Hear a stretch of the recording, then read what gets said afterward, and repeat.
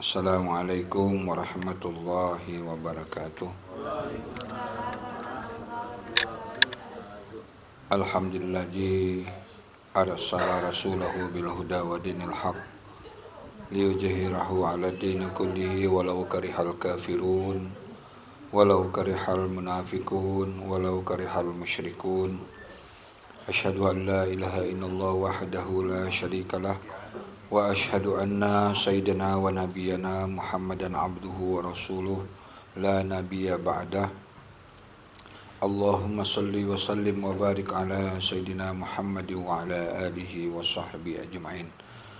Subhanaka la ilma lana illa ma 'allamtana innaka antal alimul hakim. Sadaqallahul azim.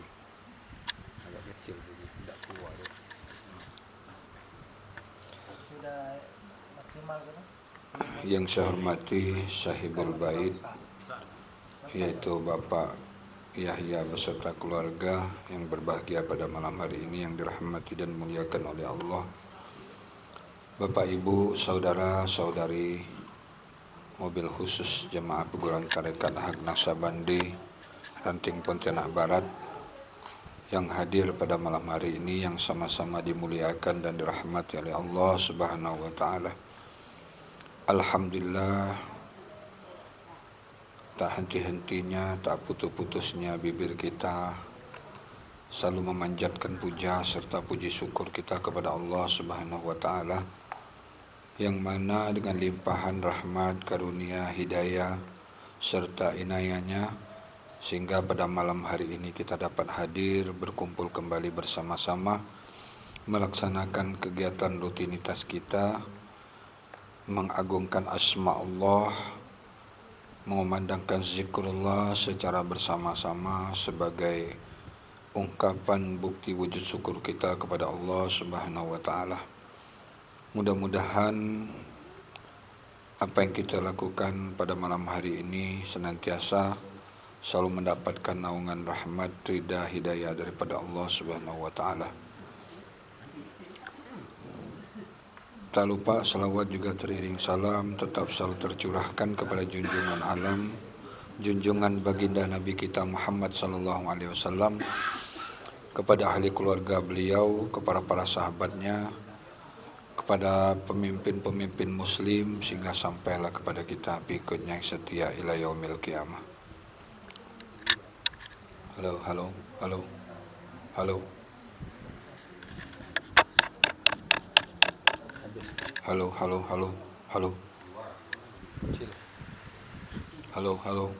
Halo. Ehonya enggak kecil. Udah. Bapak, Ibu, saudara, saudari rahimakumullah. Pada malam hari. Halo. Tes. Tak bisa besar kayak gitu. Halo.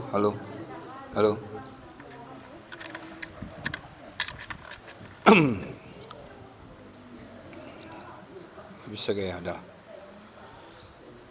Pada malam hari ini saya ingin mengingatkan kembali kepada kita di dalam suatu firman Allah. Di sana Allah menegaskan, menjelaskan kepada kita dalam surat Al-An'am 116. Allah berfirman, wa in tuti aksara man fil ardh yudilluka an sabilillah. Kata Allah, jikalau kamu mengikuti dari kebanyakan manusia di muka bumi ini, ya, maka kamu akan disesatkan dari jalan Allah. Jadi dalil firman Allah ini mengajak kita untuk merenung dan berpikir bahwa kebanyakan itu belum tentu benar menurut pandangan Allah. boleh jadi yang sedikit itulah yang mendapatkan rahmat hidayah daripada Allah Subhanahu wa taala. Karena sudah jelas di dalam Al-Qur'an surah Al-An'am ini tadi. Jadi kenapa sampai kebanyakan orang ini bisa menyesatkan kamu daripada jalan Allah? Karena kebanyakan manusia itu beramal tanpa memiliki ilmu. Dia ingin beribadah kepada Allah, tapi mereka tidak memahami, tidak mengerti bagaimana aturan main atau tata cara atau prosedur yang benar dalam beribadah kepada Allah. Jadi tidak jamin kalau banyak itu benar. Karena banyak amalia hanya sekedar ikut-ikutan. Apa kelanjutan dari firman Allah ini? Kenapa sampai kebanyakan manusia, kalau kau ikuti kebanyakan manusia di muka bumi, kau akan disesatkan dari jalan Allah? Karena kebanyakan manusia itu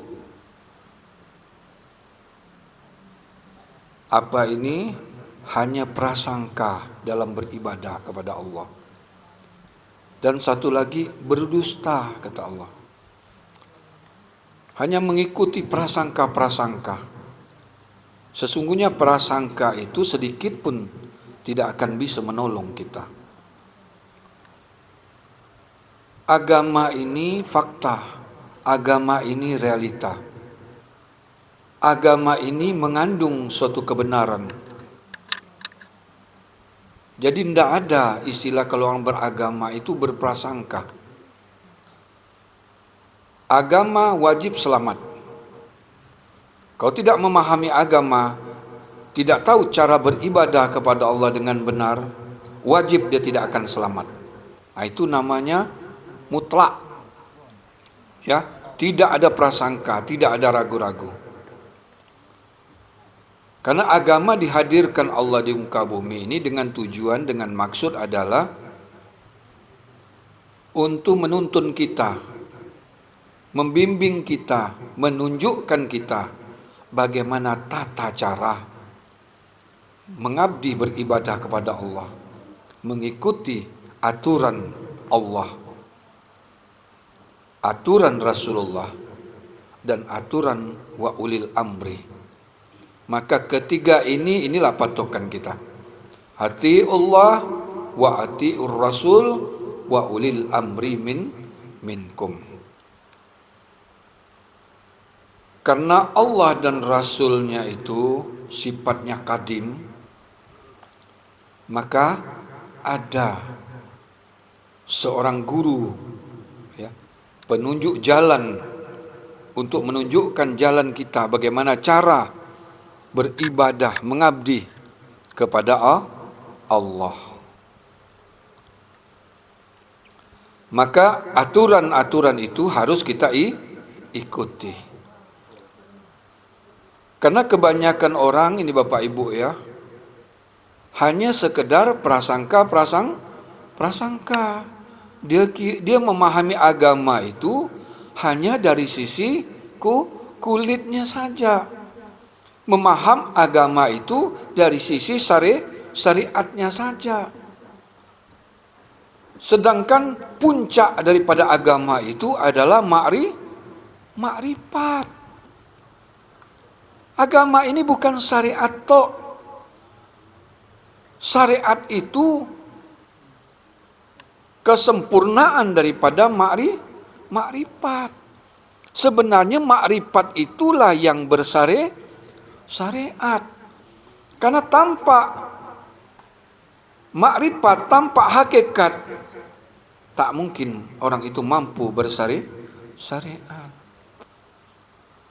Hakikatnya apa? Rohani. Nah sekarang mampu enggak kita bersyariat tanpa roh? Disebut syariat itu karena ada rohani di dalam diri, di jasmani ini. Sehingga nyatalah perbuatan roh itu di alam dunia, tampak dia, nyata dia.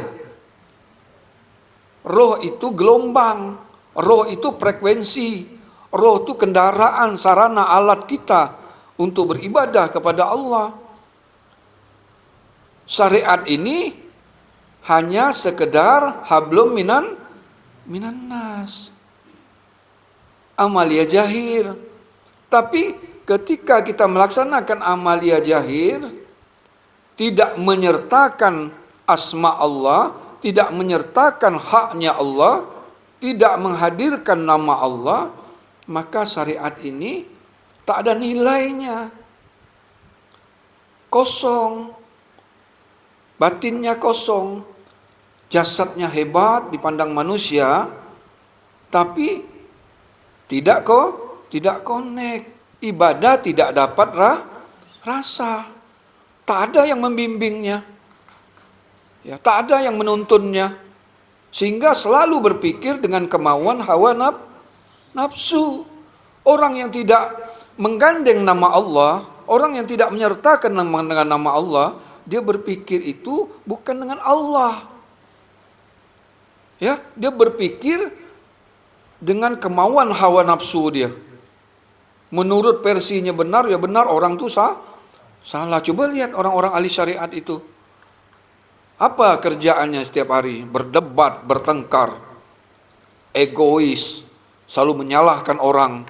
Dia yang paling benar. Itulah orang-orang syariat. Karena pemahaman mereka itu hanya sekedar sampai kepada pikiran. Padahal isi daripada pikiran manusia, akal itu isinya adalah cahaya. Kenapa orang bisa berpikir yang benar? Kenapa orang bisa memahami agama itu dengan benar? Karena cahaya itu membimbing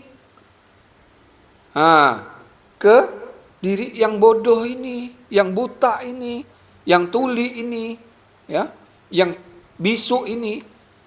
Semua itu atas dasar cahayanya Allah, sehingga yang bodoh, yang peka, yang tuli, yang bisu ini menjadi orang-orang yang cerdas, dapat memahami agama itu secara sempurna.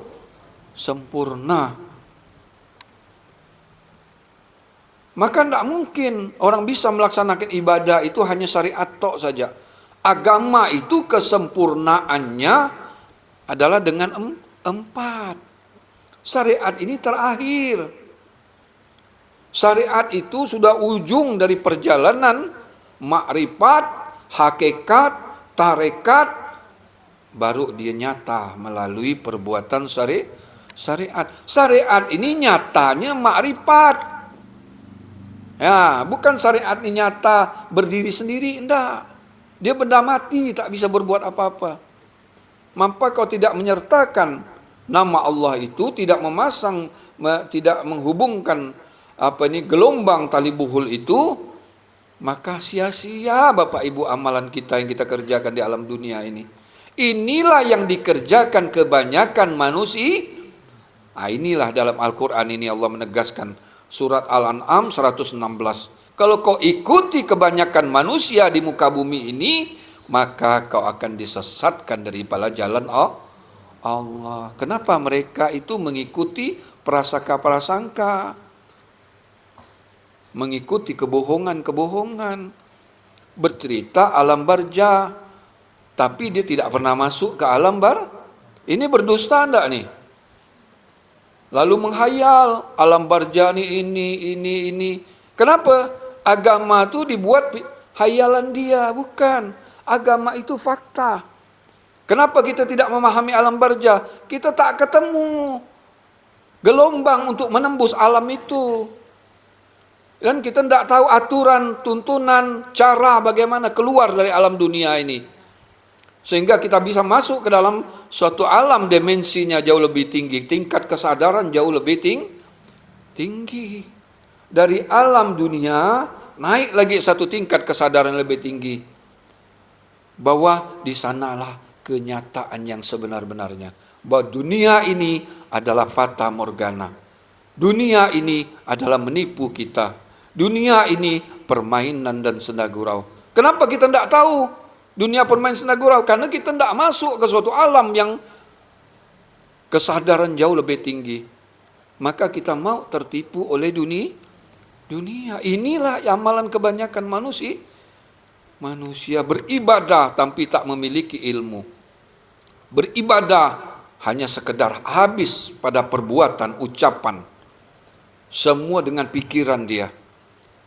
Padahal kalau pikiran itu tidak digandeng dengan cahaya Allah, maka pikiran itu tidak akan mampu memahami agama yang hak ini. Karena agama ini adalah kafah zahir dan batin, maka mau tidak mau bongkar kuburan jasmani itu. Keluar dari alam jasmani ini, masuk ke dalam alam yang kekal abadi selama-lama. Di sanalah tempat orang-orang beriman mengabdi beribadah kepada Allah. Maka coba pahami pembuka hakikat itu. Ketika kita buka hakikat diri, sebenarnya kalau kita benar-benar mau merenung ya, memahami, sebenarnya kita sudah tidak ada lagi di alam dunia itu. Cuma tinggal kulitnya, tinggal bungkusnya saja. Bungkusnya masih tetap di sini.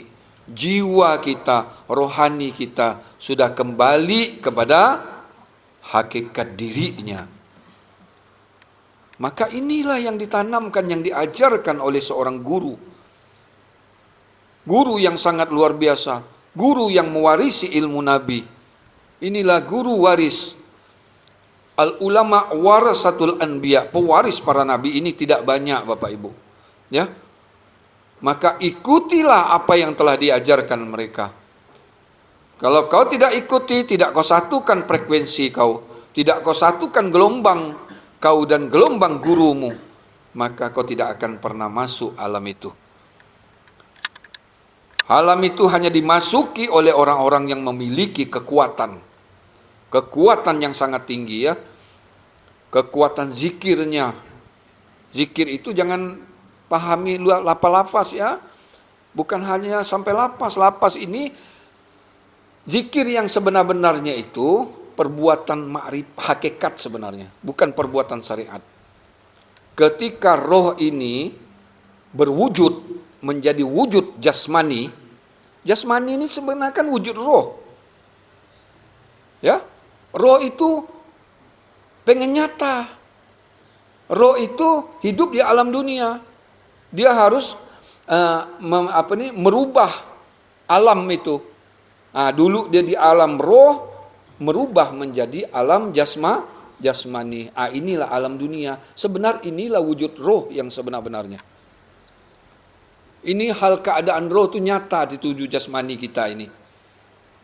Melihat roh, mendengar roh, berkata-kata roh. Kesadaran ini yang harus muncul selalu, setiap saat, setiap detik, setiap waktu. Itulah yang dikatakan roh itu selalu bertasbih memuji Tuhannya. Karena roh itu tiupan hembusan Allah, berasal daripada Allah, dialah cahaya Allah yang selalu berdampingan dengan jasmani ini. Maka itu harus bersama, harus dirasakan dia itu. Karena tidak mungkin kita bisa bersama dengan Allah kalau tidak bersama dengan miliknya. Nah, maka di dalam ada suatu hadis, bersamalah kamu kepada Allah. Kalau kamu tidak mampu bersama kepada Allah, bersamalah orang-orang yang telah berserta dengan Allah. Nah, siapa orang yang sudah berserta dengan Allah itu? Orang-orang yang tahu menembus alam di luar alam dunia ini. Dia berzikir mi'rad kalbunya. Nah, inilah Isra Mi'raj. Ya. Bukan Isra Mi'raj itu penjelasan tentang ketemu ini, ketemu, bukan. Hari-hari kita ini Isra dan Kok ilmu ini sebenarnya pada hakikatnya mengajarkan kita untuk mi'raj setiap saat, setiap waktu. Maka apa dalam sebuah aksiru bizikrillah ala kulli hal katanya. Berzikirlah kau di mana saja kau berada. Nah, ini dikatakan manusia yang sempurna, manusia yang telah sukses jadi manusia. Manusia yang sudah tahu bagaimana mengembalikan amanah Allah. Manusia yang sudah tahu inna lillahi wa inna ilaihi raji'un. Dia sudah mati sebelum mati. Dia sudah mengerti ketika di saat jiwa dan roh ini berpisah, ya, dia sudah memiliki tempat. Dia sudah tahu. Karena di sana itu alam sana bukan asing bagi mereka. Karena sudah permainan dia di sana. Dia sudah bolak-balik. Nah, inilah sebenarnya ajaran kita ini. Inilah ajar ilmu kita. Inilah perjalanan Isra dan Mi'raj. Tak mungkin kita mampu Mi'raj, tidak mungkin kita mampu Isra dan Mi'raj itu kalau tidak dengan memiliki ilmu. Nah, ilmu inilah yang diajarkan guru kepada kita, yang ditanamkan nur iman dan nur kitab ke dalam kalbu kita. Gelombang itu dimasukkan ke dalam kalbu kita. Alat itulah sebagai sarana kita untuk bisa mengembalikan milik Allah. Maka terpisahlah dia. Mana yang hidup, mana yang mati. Mana yang batil, mana yang hak. Mana yang tetap di alam dunia, mana yang harus kembali kepada Allah. Karena tidak boleh yang kembali kepada Allah tapi tak bisa kembali. Karena ada roh-roh orang yang tak bisa kembali ke Tuhan, ya.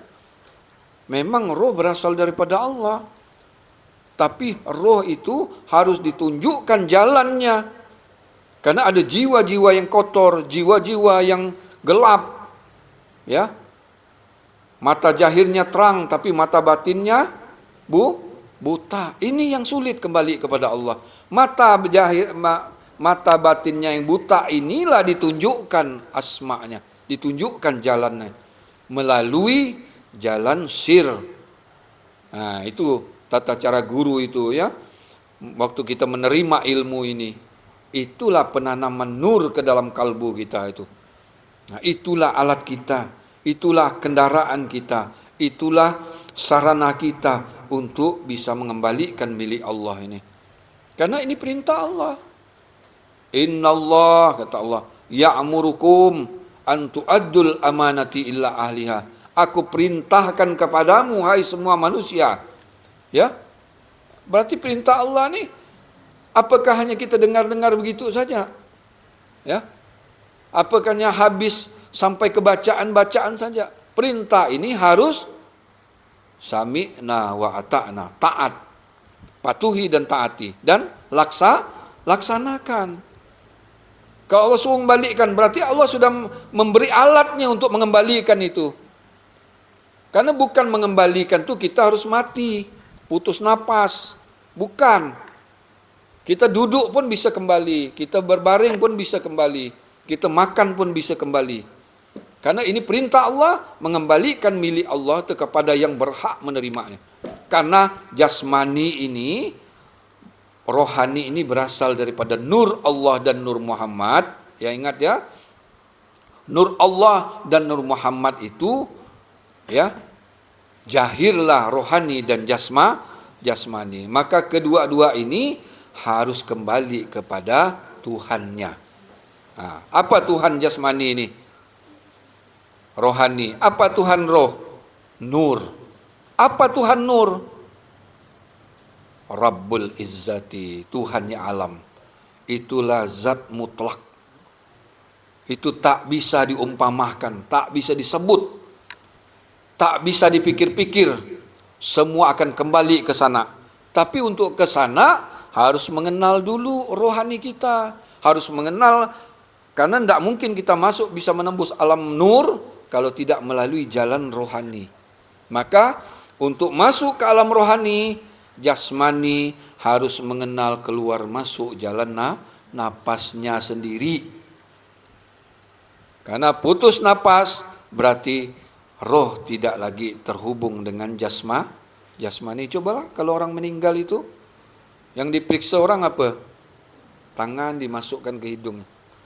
Tak ada ke dah napas dia katanya. Kan? Biasa denyut nadi, macam-macam lah dicari, ada di sini, ada di kaki. Karena napas itu ketika dia denyut nadi itu namanya nupus. Kan udah kita pernah belajar napas, anpas, tanapas nu. Napas itu keluarnya dari mulut. Anpas itu dari hidung. Tak napas itu antara telinga kanan dan telinga kiri. Nupus itu denyut nadi itu sebutannya 3. Tapi itulah perjalanan napas. Perjalanan napas ini ada pujian-pujiannya. Pujian itulah diajarkan oleh seorang guru melalui itu tadi latifah, tabi'i 1-7 menahan napas, masuk di alam idopi, mulai dia memfungsikan napas, tapi pujian napas sudah dia berbeda. Ketika dia di rohani, pujian napas sudah berbeda lagi.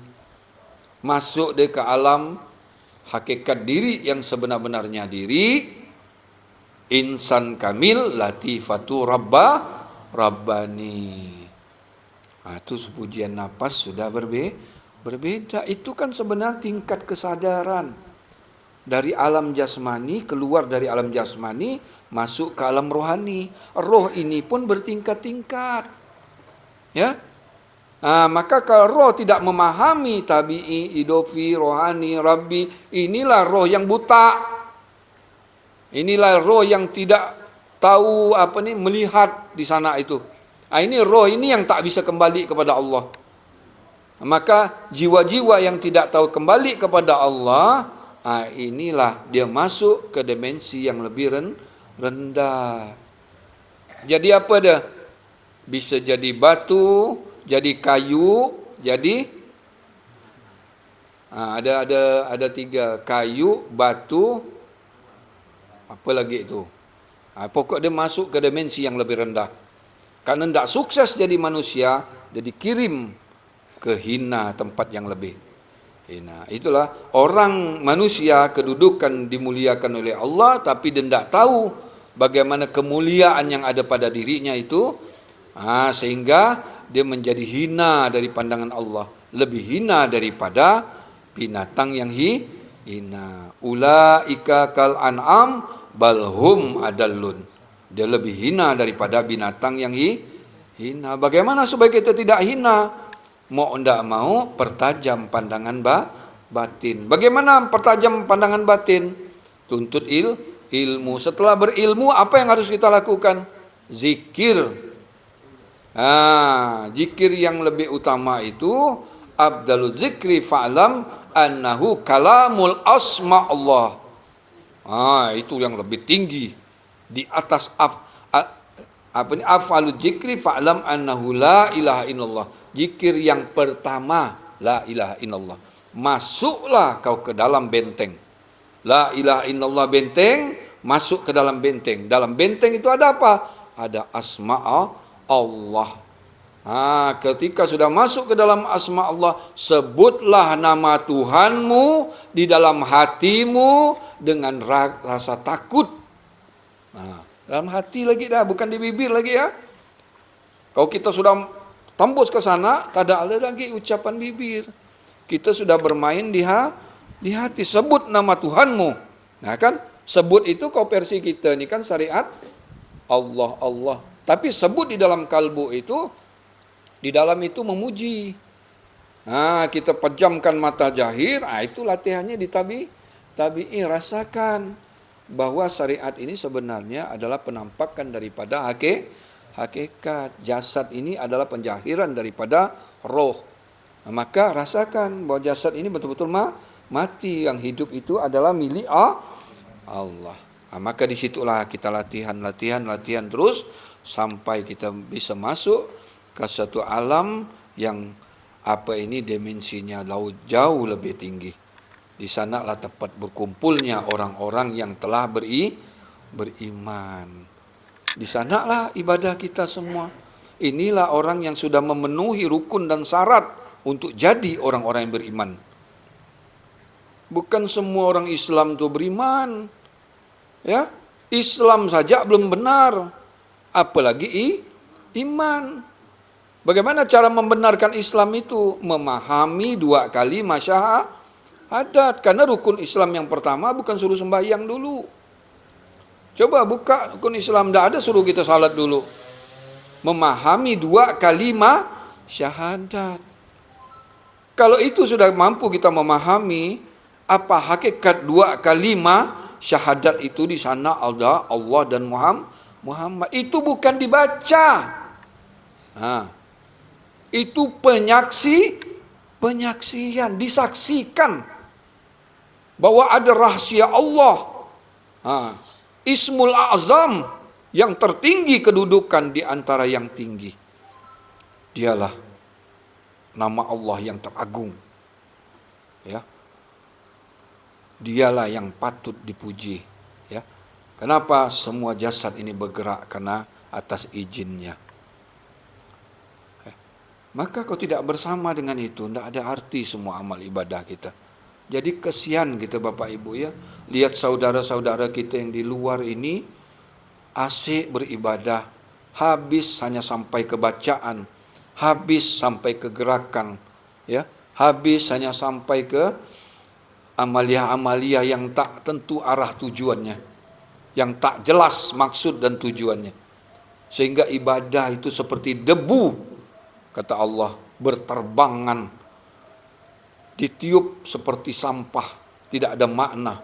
Inilah Islam, hanya seperti buih di air lautan, dibawa gelombang ke sana kemari. Tapi Islam tidak memiliki kualitas. Islam hanya berprasangka-prasangka saja. Aku sudah salat, aku sudah puasa, aku sudah zakat, aku sudah haji, masuk surga. Tapi tanya, syarat untuk masuk surga apa Bapak Ibu? Sudah sembahyang, syarat pertama syahadat dulu. Oh, saya sudah membaca syahadat. Syahadat itu perintah membaca ke menyaksikan. Syahadat perintah menyaksikan apa yang kau saksikan di dalam diri kau itu.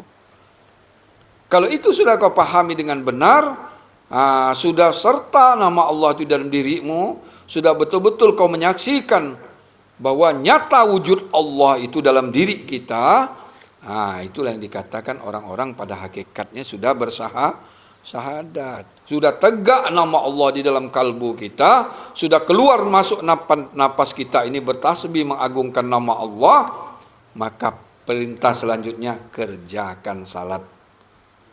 Kerjakan salatnya apa? Ingat Allah dalam keadaan duduk, berdiri, berbaring, makan. Ini namanya tegak nama Allah dalam kalbu, itu namanya salat.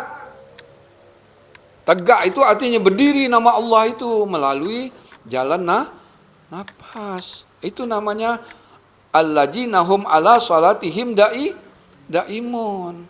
Cuman karena roh ini melaksanakan 24 jam, karena roh ini ada wujudnya dalam bentuk jasmani, maka roh ini nyatalah perbuatannya melalui rukun syariat. Adalah rukun 13. Tapi 13 tok saja tak memahami hakikat daripada mendirikan salat itu, yang 13 ini gugur. Kenapa gugur? Karena rukun yang pertama adalah niat. Maka 13 itu dibagi 3. Rukun kalbi, rukun fi'li, rukun kauli. Letak kesempurnaan fi'li dan kauli ini terletak di kalbi. Karena fi'li dan kauli itu benda mati. Coba suruh dia fi'li dan kauli, kau rohnya tidak ada. Bisa berbuat, bisa mengucap. Fatihah itu bisa kau baca, kau roh tak ada. Berarti yang termasuk rukun itu apa? Hakikat Fatihah. Itulah rukun salat. Bukan bacaannya Al-Fatihah itu. Ini kan sudah banyak salah. Kenapa? Itulah agama itu memahaminya setengah-setengah, sepotong-potong. Akhirnya Fatihah ini rukun. Yang dikuat-kuatkannya, macam mana cara membaca Al-Fatihah yang benar. Tak boleh ada 7 huruf yang tak boleh dibaca di situ. Kau dibaca masing-masing ada nerakanya. Lalu ke situ pemahamannya. Padahal Fatihah itu sebenarnya dalam diri kita semua. Kalau kita memahami apa induk hakikat dari Al-Fatihah itu ada di dalam diri kita. Kalau itu sudah kita pahami, ya lapas ini mengikut saja. Karena ada jasad, ya perintah baca Al-Fatihah, hukum syariatnya bagaimana? Situ. Tapi makna hakikat dari Fatihah itu apa? Ini. Sempurnalah. Zahirnya sempurna, batin sempurna. Tapi jangan hukum hakikat dijelaskan kepada orang yang belum mampu memahami hakikat. Ini orang belum pernah menerima ilmu, belum ketemu guru, apa hakikat Fatihah itu. Tapi ketika orang membaca Fatihah, orang disalahkannya. Bukan itu tuh. Fatihah yang mana sebenarnya? Itulah kata dia, ada dalam diri kau tuh. Orang buat orang bingung jadi ilmu itu hanya untuk mendebat orang, untuk memojokkan orang lain. Ilmu itu untuk kita pakai. Bukan itu. Alhamdulillahirabbil alamin arrahmanir rahim. Bukan itu tuh Fatihah. Ini kan berbahaya jamaah macam gini nih. Karena tak paham tadi ini kan. Silakan membaca. Tapi di dalam bacaan itu ada makna hakikat yang sesungguhnya. Karena agama itu jasmani dan rohani. Agama itu syariat dan hakikat. Ya. Agama itu luar dan dalam. Agama itu bungkus dan isi. Bungkus ini tampilan luar, isi itu tampilan dalam untuk terhubung kepada Allah. Ini tampilan dalam inilah yang diperhatikan oleh Allah. Kalau tampilan luar bagus tapi tampilan dalam kusut, hancur, tak ada nilai lah ibadahnya di sisi Allah. Karena surga itu bukan di dunia sebenarnya. Surga yang sesungguhnya ada di dalam diri kita itu. Dunia ini gambaran daripada surga. Ad-dunya majra'atun dunia ini gambaran akhirat. Berarti itu baru gambarnya, sudah kau terlena. Baru mandang keindahannya yaitu yang menipu ini kau sudah terlena. Apalagi surga yang sesungguhnya. Mau tahu surga yang sesungguhnya? Masuklah ke dalam diri kamu yang sebenar-benar. Wisatalah kamu ke dalam diri. Bagaimana cara wisata ke dalam diri? Banyak-banyak mengingat Allah. Itu perintah surat Al-A'raf berapa itu? 102 gitu. Ingat Allah di dalam hatimu dengan rasa takut dan tidak mengeraskan suara. Dilarang kita ngeras suara. Ngapa pula kita mekek-mekek gini ni? Itu perintah Allah dalam surat Al-Ahzab ayat 41. Sebut nama Tuhanmu, hai orang beriman, berzikirlah kau menyebut nama Tuhanmu dengan zikir yang sebanyak-banyak. Sebanyak-banyak tu bukan di bibir. Tak mampu kau bibir ni banyak-banyak, tak mampu. Karena bibir ni punya keterbatasan, pandai kerja, pandai nak tidur, pandai nak makan. Takkan pula makan kita nak makan, nak nyuap gak, nak nyebut gak. Allah, Allah. Allah, Allah. Allah, Allah. Ini apa ni? Nak bekerja kali Allah, Allah, Allah, Allah. Ini layau dah ni kata dia. Itu bukan pekerjaan jasmani, itu pekerjaan roh. Pekerjaan roh itu pekerjaan nafas. Ya. Maka man akhrajan nafasin bi ghairi zikri fahuwal mayyit, kata hadis Nabi. Barang siapa keluar masuk jalan napasnya tidak memahami posisi dia di mana, tabi'i hidupi rohani Rabbi, maka mayit orang itu tuh. Tak ada nilai di sisi Allah. Wajar dia dimatikan dalam keadaan hina. Wajar dimatikan seperti sampah. Jangan heran ada orang dimatikan tsunami, habis kan, ngapung-ngapung jasadnya itu kan. Ada ditenggelamkan, masuk dalam satu kapal, ada ratusan orang tenggelam, mati timbul. Itu kan karena jasad tak mengenal itu. Jasad tidak beserta dengan diri, hakikat dirinya. Kalau dia bersama, tak akan mungkin dimatikan Allah dalam keadaan hina. Ya, cuman bagaimana cara mengekalkannya itu.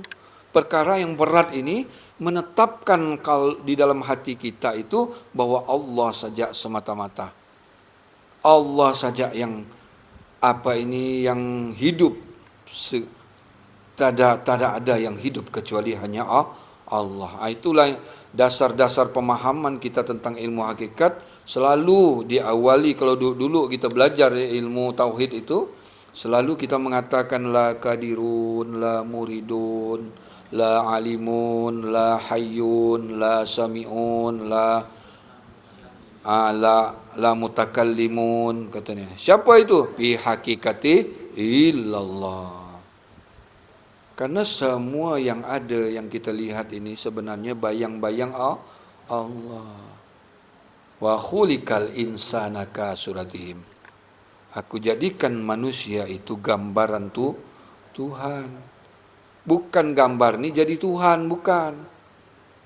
Ya. Jangan salah paham. Contoh macam ini ya. Air di dalam gelas. Ya, air di dalam gelas. Untuk minum air, kita harus ada gelas. Gelas bukan air. Gelas bukan air. Tapi untuk mendapatkan air, kita harus mengambil gelas. Gelas ya air. Jadi saling membutuhkan. Ketika gelas ini tahu diri bahwa dia menanggung air, maka gelas ini ikhlas, diangkat orang, dibawa ke sana, dibawa ke sini. Maka ketika dia sudah bersatu, namanya bukan air lagi, segelas air. Dia masuk ke dalam botol, sebotol air. Tapi botol bukan air. Cuman kalau kita mau minum airnya, peganglah botolnya. Cuman hendak megang botol minum airnya, terbang dia. Ambil botolnya, pegang kan, buka tutupnya, minum. Kan? Begitu juga. Bagaimana kita mau masuk ke dalam diri hakikat kalau tidak melalui syariat? Bagaimana mau menembus ke alam itu kalau tidak melalui alam jahir ini? Karena jahir ini penjahiran dia. Karena makrifat itu nyata di hakikat, hakikat itu nyata di tarekat. Penjahiran hakikat dan penjahiran makrifat dan hakikat itu di tarekat. Tarekat inilah metode kita, cara kita untuk menembus alam hakikat dan makrifat. Kalau tak bertarekat tak bisa. Tarekat itu apa? Bukan hanya menyebut-nyebut dia illah. Napas kita duduk ini. Itu tarekat juga ya. Kesempurnaan tarekat itu adalah hakikat. Kesempurnaan hakikat itu adalah makrifat. Makrifat itulah sebenarnya ujung dari perjalanan orang-orang yang bersyariat. Orang syariat itu harus mencapai tingkatan makrifat. Kalau kita ini sama persis dengan yang diajarkan Nabi Muhammad, baginda Nabi kita Muhammad. Bagaimana Allah mendidik, mengajar baginda Nabi, begitu juga seorang guru mengajarkan ilmunya kepada kita. Cuman kebanyakan orang ini kan beramal dulu, baru mencari Tuhan. Kalau kita mengenal Tuhan dulu, ditanamkan dulu nur itu ke dalam kalbu kita melalui itu sir itu. Setelah itu kita gunakan alat itu sebagai untuk kita melaksanakan perintah Allah. Coba ketika apa yang kita lakukan, halo, habis, halo.